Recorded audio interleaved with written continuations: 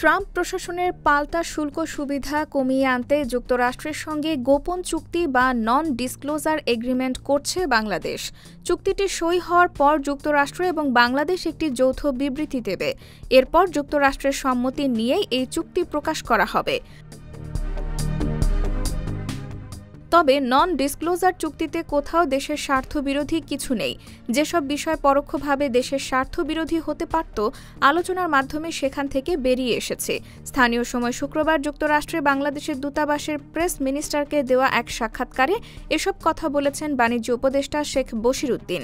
সাক্ষাৎকারটি দেওয়ার একদিন আগে বৃহস্পতিবার ট্রাম্প প্রশাসন বাংলাদেশের ওপর পাল্টা শুল্ক ৩৫% থেকে কমিয়ে ২০% আরোপ করেছে। জানা গেছে, পাল্টা শুল্ক কমাতে যুক্তরাষ্ট্রের সঙ্গে অন্তর্বর্তী সরকারকে একটি বাণিজ্য চুক্তি করতে হচ্ছে, যা নন ডিসক্লোজার বা অপ্রকাশিত হিসেবে পরিচিত। ফলে গোপনীয়তা থাকায় চুক্তিতে দেশের স্বার্থ বিরোধী বা ভৌগোলিক সীমার নিরাপত্তা ইস্যু থাকতে পারে এমন আলোচনা চলছে অনেক ক্ষেত্রে। সেটি পরিষ্কার করতে গিয়ে বাণিজ্য উপদেষ্টা বলেছেন, গোপন চুক্তির মাধ্যমে দেশের স্বার্থ ক্ষতিগ্রস্ত করার কোনো উপাদান থাকলে সেখানে অগ্রসর হব না। সেটি স্বাভাবিক, কারণ আমরা দেশের স্বার্থে কাজ করছি। চুক্তির মাধ্যমে নিজস্ব স্বার্থ জলাঞ্জলি দেওয়ারও কোনো সুযোগ নেই।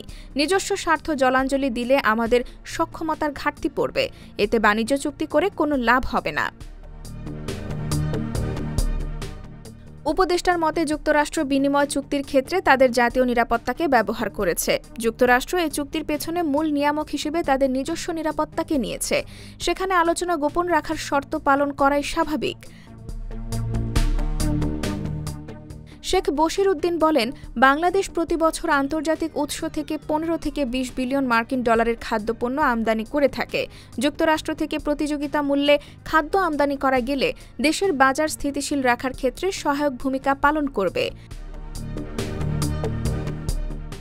IBTV USA, new York.